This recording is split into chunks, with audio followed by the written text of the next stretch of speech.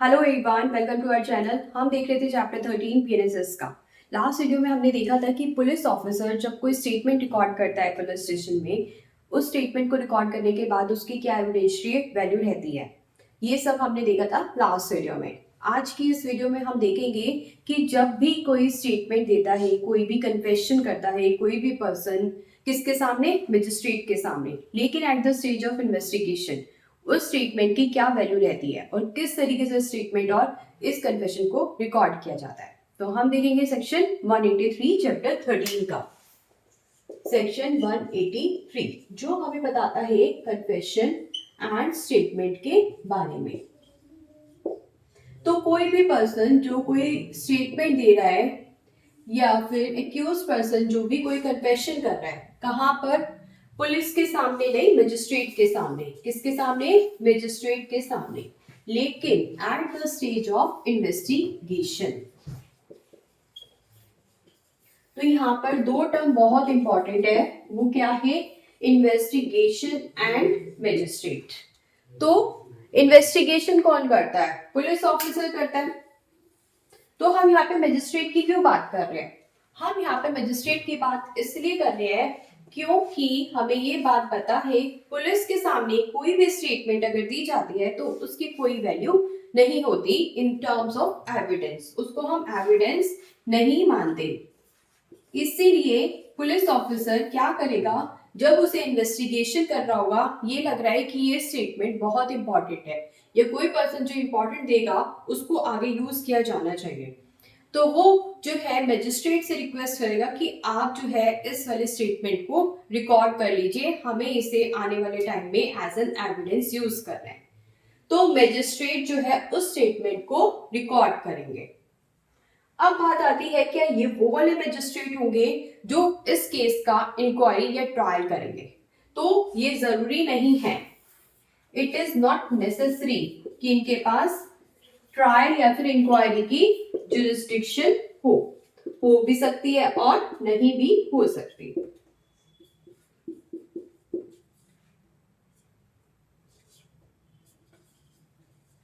हो भी सकती है जुरिस्डिक्शन और नहीं भी हो सकती। ये जरूरी नहीं है कि ये वो वाले मैजिस्ट्रेट हो जिनके पास जुरिस्डिक्शन है आगे इस वाले ऑफेंस का ट्रायल करने के लिए या फिर इंक्वायरी करने के लिए। तो ये कोई भी मैजिस्ट्रेट हो सकते हैं। अब कुछ केसेस में क्या होता है, स्टेट गवर्नमेंट किसी पुलिस ऑफिसर को पावर दे देती है कि तुम एज ए मजिस्ट्रेट जो है काम करोगे। तो ऐसे सिचुएशन में क्या वो मजिस्ट्रेट जिसे स्टेट गवर्नमेंट ने वो पुलिस ऑफिसर जिसे स्टेट गवर्नमेंट ने मजिस्ट्रेट की पावर दे दी, क्या वो एविडेंस रिकॉर्ड कर सकता है? यहाँ पर कन्फेशन या फिर स्टेटमेंट रिकॉर्ड कर सकता है? तो आंसर इज नो। तो मजिस्ट्रेट में क्या होगा, यहाँ पर वो पर्सन नहीं आएंगे। any police officer empowered by state government to act as magistrate, तो वो मैजिस्ट्रेट इसमें कवर नहीं होंगे। They are not covered. तो हमें मैजिस्ट्रेट में ध्यान रखना है, ये वो मैजिस्ट्रेट है जहां पर कंप्लेंट आई है, जिस डिस्ट्रिक्ट में कंप्लेंट आई है वो वहां का मैजिस्ट्रेट है, उसके पास जुरिस्डिक्शन होने की कोई जरूरत नहीं है। साथ ही साथ ये मैजिस्ट्रेट वो नहीं होता जिस पुलिस ऑफिसर को स्टेट गवर्नमेंट ने पावर दी है कि आप जो है मैजिस्ट्रेट की तरह एक्ट कर सकते हैं। क्यों? क्योंकि पुलिस ऑफिसर के केस में स्टेटमेंट अगर और कन्फेशन अगर रिकॉर्ड होते हैं तो उनको एज एन एविडेंस आगे यूज नहीं किया जाता। ऐसा इसलिए नहीं किया जाता क्योंकि ये माना जाता है कि पुलिस जो है वो फोर्स यूज कर या फिर किसी तरीके की जोर जबरदस्ती से उनसे स्टेटमेंट को एक्सट्रैक्ट कर सकती है। तो इसलिए ऐसी सिचुएशन में हम पुलिस ऑफिसर को मजिस्ट्रेट भी नहीं मानेंगे और ना ही उसको यहाँ पर एम्पावर करेंगे स्टेटमेंट और कन्फेशन रिकॉर्ड करने के लिए।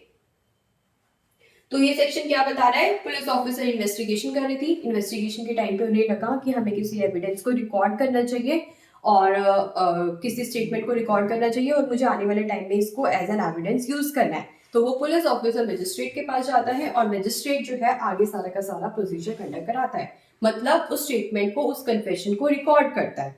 ठीक है, ये सारी बात हमें बताई है सेक्शन 183 में। आगे हम देखते हैं क्या कहता है ये सेक्शन। तो अब जो हमारे सेक्शन 183 में स्टेटमेंट या फिर कन्फेशन को रिकॉर्ड किया जा रहा है वो उसके एडवोकेट के प्रेजेंस में किया जाएगा और ऑडियो वीडियो इलेक्ट्रॉनिक मीन्स के थ्रू उस स्टेटमेंट को रिकॉर्ड किया जाएगा। तो in the presence of advocate जो है क्या होता है, स्टेटमेंट को रिकॉर्ड किया जाता है।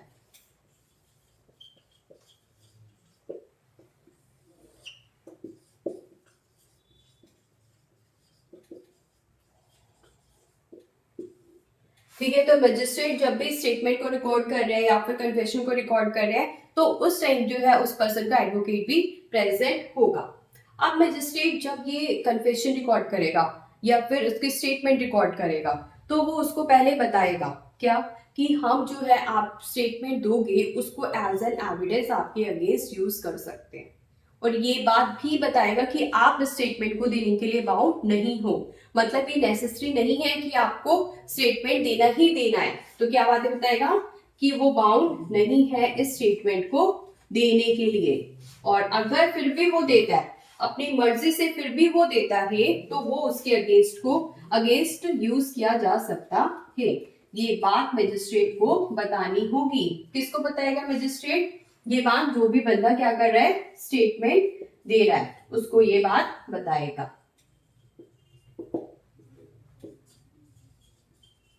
कौन बताएगा? मजिस्ट्रेट। क्या बताएगा कि आपको जो भी हम क्वेश्चन कर रहे हैं उसका आंसर देना जरूरी नहीं है, और अगर आप फिर भी आंसर करते हो तो ये स्टेटमेंट को हम आने वाले टाइम में, ट्रायल के टाइम पे, इंक्वायरी के टाइम पे आपके अगेंस्ट जो है एज एन एविडेंस उसको यूज कर सकते हैं। तो ये बात बताई गई है नेक्स्ट सब सेक्शन में। अब जब वो पर्सन स्टेटमेंट देता है तो उस स्टेटमेंट को साइन कराया जाता है। क्या कराया जाता है? साइन कराया जाता है। किससे? जिस भी पर्सन ने उस स्टेटमेंट को दिया है। और एक मेमोरेंडम प्रिपेयर किया जाता है। मेमोरेंडम प्रिपेयर किया जाता है जिस पर ये लिखा जाता है। क्या लिखा जाता है? वो मजिस्ट्रेट मेमोरेंडम प्रिपेयर करते हैं और मजिस्ट्रेट ये बात लिखते हैं कि मैं ये मजिस्ट्रेट, मेरा नाम, मतलब मजिस्ट्रेट अपना नाम लिखेंगे, मैंने ये कन्फेशन लिया है, मैंने इस पर्सन को ये बात बता दी है कि ये बाउंड नहीं है, और साथ ही साथ अगर स्टिल ये अपनी स्टेटमेंट देता है तो इसको जो है हम आगे इसके अगेंस्ट यूज कर सकते हैं। ये सारी बातें मजिस्ट्रेट उस मेमोरेंडम में मेंशन करेंगे, और जो भी स्टेटमेंट ली गई है वो मेरी प्रेजेंस में ली गई है, ट्रू है, करेक्ट है, और बाद में मजिस्ट्रेट यहाँ पर अपने साइन कर देंगे। ठीक है, तो वो बाउंड नहीं है और ये जो है आपके अगेंस्ट यूज की जा सकती है, ट्रू है, सारी इंफॉर्मेशन मेरी प्रेजेंस में ली गई है, ये सारी बात यहाँ पर मजिस्ट्रेट मेमो में बता देंगे। अब जब इस स्टेटमेंट को लिया जा रहा है तो वो ओथ पर लिया जा सकता है। तो हमने कन्फेशन और स्टेटमेंट में क्या इंपॉर्टेंट पॉइंट्स हम देख रहे हैं। जो हमने स्टेटमेंट कल पढ़ी थी जहां पर पुलिस स्टेशन में जो है स्टेटमेंट ली जा रही थी किसी विटनेस की, वहां पर साइन की जरूरत नहीं थी, लेकिन यहाँ पर अगर पर्सन दे रहा है अपनी स्टेटमेंट तो वहां पर साइन की जरूरत है और उसको ओथ पे लिया जा सकता है। और कहाँ होती है? मजिस्ट्रेट के सामने। मजिस्ट्रेट एक मेमोरेंडम भी तैयार करते हैं जिसमें वो सारी बातें बताते हैं, और मजिस्ट्रेट की ये ड्यूटी होती है कि वो ये इंश्योर करे कि ये जो भी स्टेटमेंट ली गई है या जो भी कन्फेशन लिया गया है वो बिना किसी फोर्स के लिया गया है, उसमें किसी भी टाइप का जो है जोर जबरदस्ती यूज नहीं की गई है, वो बिना किसी फोर्स के लिया गया है।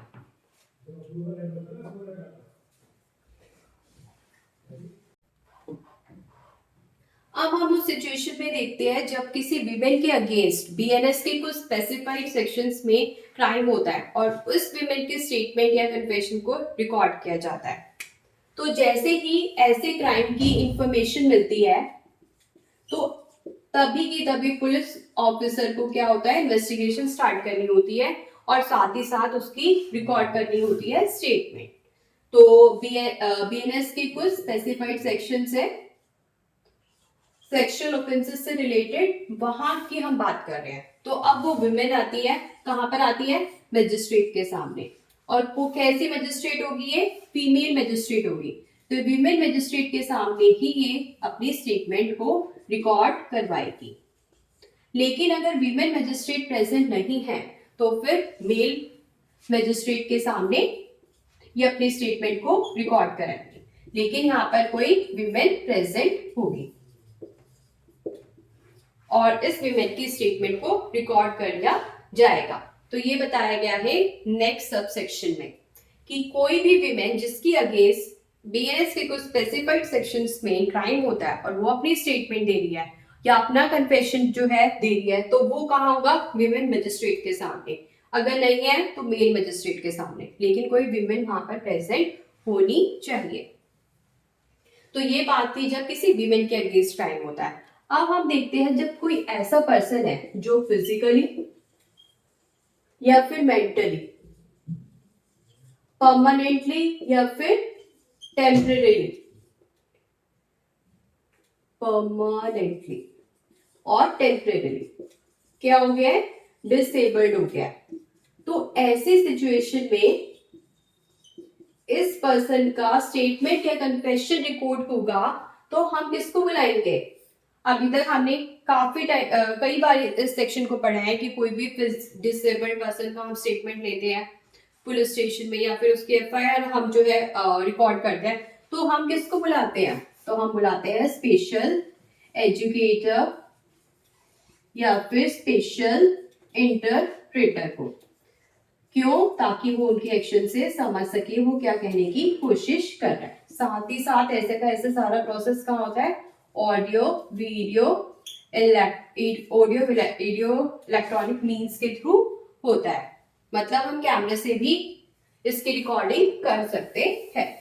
तो नेक्स्ट सिचुएशन में हमें क्या बताया है? कोई पर्सन है जो फिजिकली या फिर मेंटली, परमानेंटली या फिर टेम्परेरी डिसेबल हो चुका है, तो ऐसे पर्सन का जो स्टेटमेंट लिया जाएगा वो एजुकेटर या फिर इंटरप्रेटर के प्रेजेंस में लिया जाएगा। ऑडियो वीडियो इलेक्ट्रॉनिक मीन्स की पूरी रिकॉर्डिंग की जाएगी। मोबाइल फोन को भी हम यूज कर सकते हैं ऐसा सिचुएशन को रिकॉर्ड करने के लिए। अब जब ये बंदा अपनी स्टेटमेंट दे देगा तो हम इसको बोलेंगे एविडेंस इन चीफ। इस स्टेटमेंट को हम क्या बोलेंगे? Evidence in chief. मतलब अब आने वाले टाइम में जब भी ट्रायल होगा और इंक्वायरी होगी, तो उस स्टेटमेंट को कॉन्ट्राडिक्ट करने के लिए, क्रॉस एग्जामिनेशन करने के लिए यूज किया जा सकता है। क्या करने के लिए? क्रॉस एग्जामिनेशन करने के लिए स्टेटमेंट को यूज किया जा सकता है। अब ये बंदा पहले से ही डिसेबल है, अब बार बार इसको हम ट्रायल पे बुलाएंगे, इंक्वायरी पे बुलाएंगे नहीं, तो हम क्या करेंगे? और जब भी हम इसकी रिकॉर्ड करेंगे स्टेटमेंट, तो हमें कौन चाहिए होगा? स्पेशल एजुकेटर या स्पेशल इंटरप्रेटर।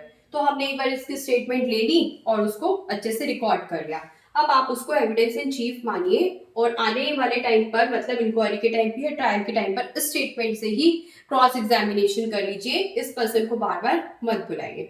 तो इसलिए हम इसकी स्टेटमेंट को क्या बना देंगे? Evidence in chief. बस, तो अब ये हमारा पूरा का पूरा सेक्शन कंप्लीट हो गया। तो अब हमारी एक रिपोर्ट बन गई। क्या रिपोर्ट बन गई? कि भाई ये स्टेटमेंट आया है, ये ऐसे ऐसे इस पर्सन ने स्टेटमेंट दिया है, और ये कौन रिकॉर्ड कर रहा है? हमारे मजिस्ट्रेट। ठीक है, अब मजिस्ट्रेट ने स्टेटमेंट को रिकॉर्ड कर लिया, तो अब इस स्टेटमेंट को कहां फॉरवर्ड कर दिया जाएगा?